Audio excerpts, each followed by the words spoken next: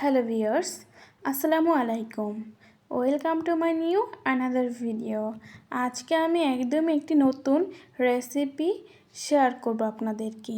এটা হলো গ্রামের পানি কচু। অনেকে শোলা কচু বা পানি কচু হিসেবেই চেনে। এই কচুটা ঠিক কিভাবে রান্না করতে হয় সবাই তা বুঝে উঠতে পারে না। অনেকে রান্না করে ঠিকই, কিন্তু শক্ত থাকে, আবার গলাও চুলকায়, কিন্তু তারা ঠিক পদ্ধতিতে রান্না করতে পারে না। সঠিক নিয়মে কিভাবে এই পানি কচুটা রান্না করতে হয় আমি আপনাদেরকে এই ভিডিওর মাধ্যমে দেখাবো। আর যারা এই পানি কচুটা ঠিক নিয়মে রান্না করতে পারে না, তাদের একটাই রিকোয়েস্ট, ভিডিওটা স্কিপ করবেন না। ভিডিওটা না টেনে পুরোটাই দেখতে থাকুন। কোনো সময় আপনাদেরকে এই ভিডিওটা কাজে লাগবে। আর আমাদের গ্রামে এই পানি কচু নামে হিসেবে চেনে। আপনারা এই কচুটা কি হিসেবে চেনেন প্লিজ আমাকে কমেন্টে জানাবেন।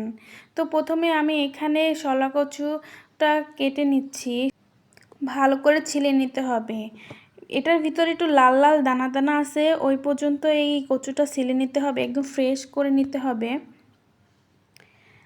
আর আপনারা চাইলে এর ডাঁটাও খেতে পারেন, কিন্তু এই যে চিকন কচি কচি ডাঁটা আছে এটা খেতে পারবেন শুধু। এই যে মোটা মোটা ডাঁটা এগুলো কিন্তু খেলে গলা চুলকাবে, তাই আমি এটা নিব না। ঠিক এই রকমের সাইজ করে নেবেন, বেশি বড় রাখবেন না, ছোট রাখবেন না। আর কাটার শেষে আমি 1 চা চামচ লবণ দিয়ে মাখিয়ে নেব 10 থেকে 15 মিনিট। তারপরে এখন আমি হাত দিয়ে ভালো করে ধুয়ে নেব।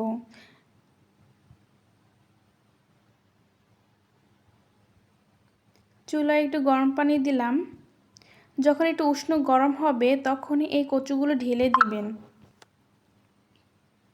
দিয়ে দেব 1 চা চামচ হলুদের গুঁড়ো, লবণ,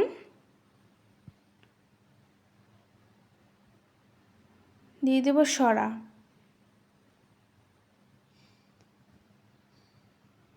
যখন পানিটা উতলে উঠবে তখন সরাটা উঠিয়ে দিবেন। আর এখানে একটা ভালো অপশন আছে, এই কচুটা আগে সেদ্ধ করে নেবেন, তার সাথে এটার ভিতরে যদি চুলকানো কোনো কিছু থাকে তাহলে পানির সাথে বের হয়ে যাবে একদমই, আর সবথেকে ভালো সিদ্ধ হয়ে যায়। তো চুলা এখানে প্যান বসিয়ে দিলাম, দিয়ে দেব পরিমাণ মতন তেল, পেঁয়াজ কুচি,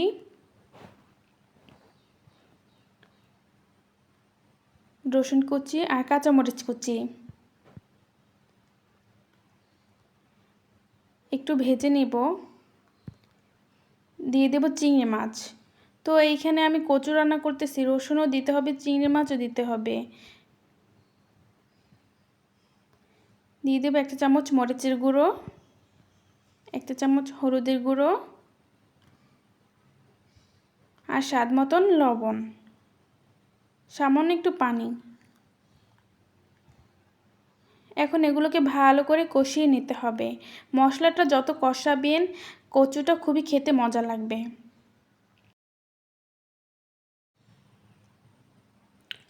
মশলা কষানোর পরে দিয়ে দিব পানি কচু মশলার ভিতরে। এখন মশলাটা কচুর সাথে ভালো করে মাখিয়ে নেব।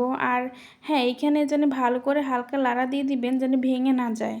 তারপরে সবশেষে এখন একটু পানি দিয়ে দিবেন, আপনাদের পরিমাণ মতনই দিবেন।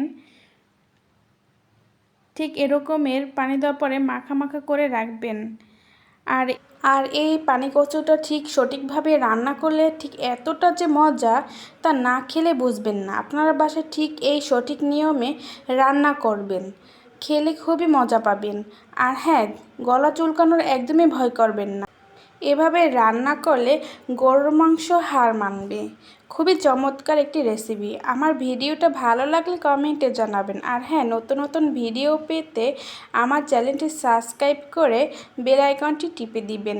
সবাই ভালো থাকুন। আল্লাহ হাফেজ।